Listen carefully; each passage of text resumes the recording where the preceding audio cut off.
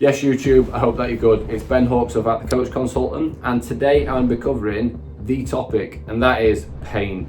You'll have heard pain in your content and your marketing and your sales and all over social media, but what I basically find is that people don't actually understand the principles behind pain, and people actually look at this like, oh wait, I don't want to put someone into a bit of a pain point, I don't really want to push for that sale, or I don't want to do this, I don't want to do that, because they see pain as negative by putting someone through a bad experience. That could not be the case in any way, shape or form. When you put someone under pain, they have basically two choices. They can either do the right thing to take action or the wrong thing, which has a lot of repercussions. And what I'm going to do is I'm going to do a step-by-step actual workflow example of what happens and why you need to be using pain in your content, in your marketing, in your sales. And again, this is the type of stuff that will make or break the responses that you get from content, the responses you get from your marketing efforts, and the actual ability to close, especially if you are doing sales calls as a fitness professional.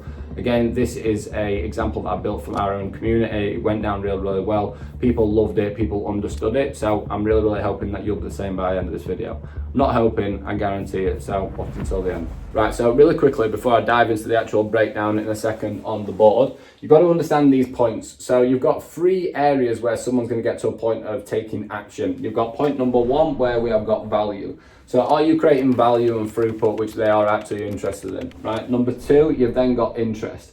That's at the point where someone's actually starting to think, oh, I like what this person's doing, I like what they're talking about, oh, I'm a little bit interested in their program, but they're still not going to take action at that point. Then you've basically got the final one, which is action. More often than not, that is always going to come down to some form of pain. That is not negative pain, that can be any type of pain, it can be positive pain, comparison pain, it could be future pacing pain, it could be current situation, it could be whatever. But in order to create a form of action, there needs to be some form of stimulus, and more often than not, that is going to come down to pain. And that is going to come down to a choice, which is what I'm going to talk about now. Hear me out on this one. I know this might look a little bit complicated, but it's not in any way, shape or form. All this is right there is someone's choice, right? It's the choices they will go through and the actions they will go through once you have created a pain stimulus. And this is undoubtedly the single most important thing that you need to know in sales, in marketing, in acquisition, in order to get more clients, get more results, and help more people, which is what we want to do. So it's really, really, really important, right? So what I'm going to do is I'm going to do a step-by-step walkthrough, so it's really, really simple to understand. So we've basically got point number one, which is the pain stimulus, which we just spoke about. From that point, someone will basically experience an emotion, they'll be processing it, they'll be articulating it, they'll be understanding it. And it's from that process there that then they will make a decision, basically. The decisions that someone will go through in terms of pain is going to be confrontation, or it's going to be consequence, right? So we've got confrontation, consequence. What we want is we want people to get to a point of actually confronting the pain that we are talking about and articulating, because that's going to move them into the next step, right? Which is going to come down to them having assurance behind what you are doing, then obviously getting to a point of having more confidence, taking action, actually getting resolutions for the problems that you're saying, and then getting a result. So the thing that I'm trying to get across to you here right now is, if you do not put someone under pain, they're not going to go through an experience or an emotion. They're not going to process it. They're not going to articulate it. If someone does not process that emotion and that feeling and everything else there, they are not going to get to a point of actually confronting that pain and that problem that they're going through. If they do not confront it, they are not getting a positive pain resolution. So they are going to go into consequences. Right? Once we've got to that point, all we then need to do is create as much assurance and confidence as possible, which I spoke about in another video. Create as much confidence as possible, get to a point of them taking action, resolve their problems and get results. Right? That is how simple this is. But this does not work. You're not going to get to a point of getting a result with a client or having them confidence to get your sales if you're not creating that pain stimulus in the first place. So from the right hand side of this diagram, when someone turns around and says pain points, pain points, pain points, and by the way, guys, like there's a lot of misconception around pain points out there. Like people think that you need to abuse someone in order to put them under pain. I'll do another video on that, but there are so many different ways that you can actually create a form of pain stimulus without actually just being nasty, which is, I just don't agree with, yeah? So what we've then got on the left-hand side, which is another thing for you to understand, I need to do pain points, is you've got the consequences. So the consequences basically are going to be categorized into the environment, the identity, the work-related, the aspirational, the relationships, the existential, the mental, the emotional, and the physical.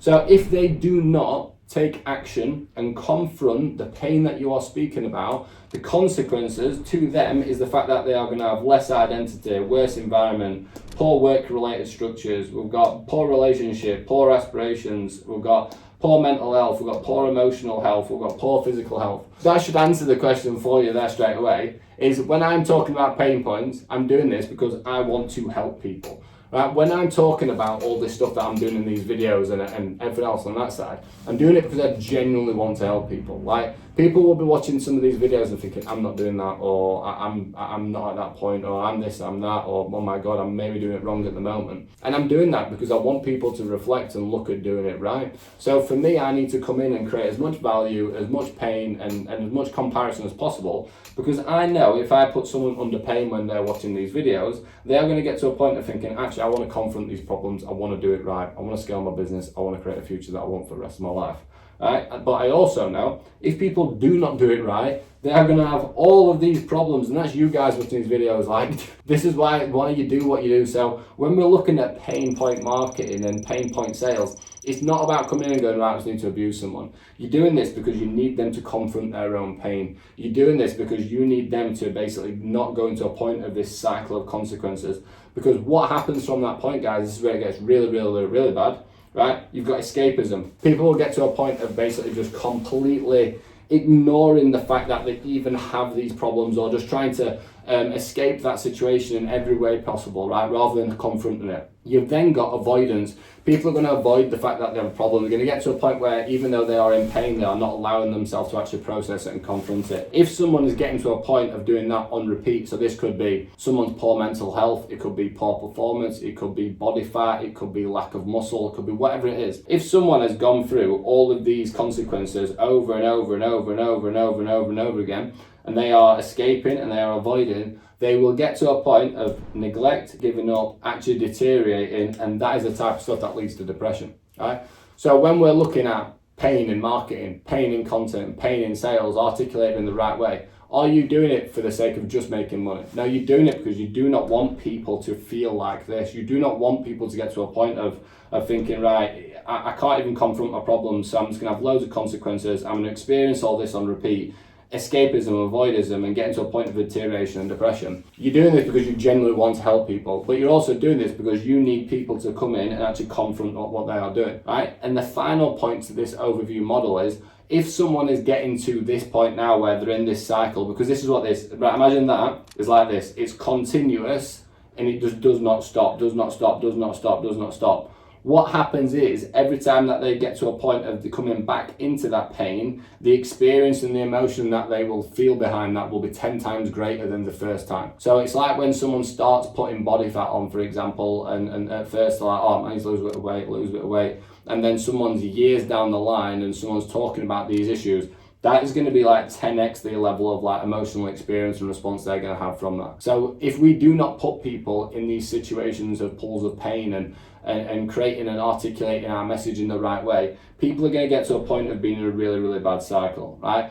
The aim of the game, guys, is to create a pain stimulus, put someone under an experience of emotion, allow them point to it. Well, you cannot force someone, but get them to a point of confronting that pain. This is what you can control, right? You can control this, right? Your job is to create assurance, create confidence, create action, create resolutions, and get results, right? That is what high performance fitness professionals do. That is the guys who are helping thousands of people alongside the guys who are earning hundreds of thousands of millions of pounds, right? Alongside everything else from there as well. But the main thing here is we have to create pain, pain, pain, pain. Pain is positive. Pain is not a problem.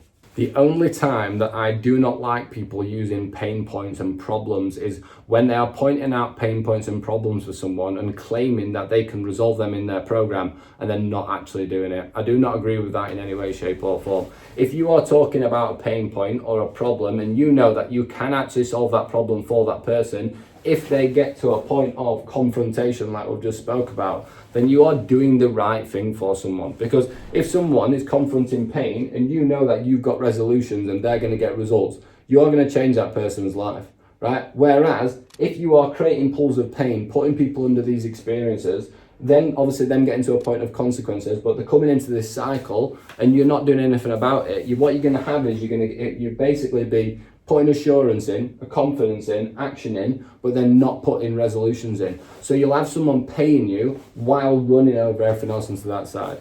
All of this game, guys, is product and problem resolutions, right? If you can solve someone's problems, all you then need to do from that point is articulate that to your audience.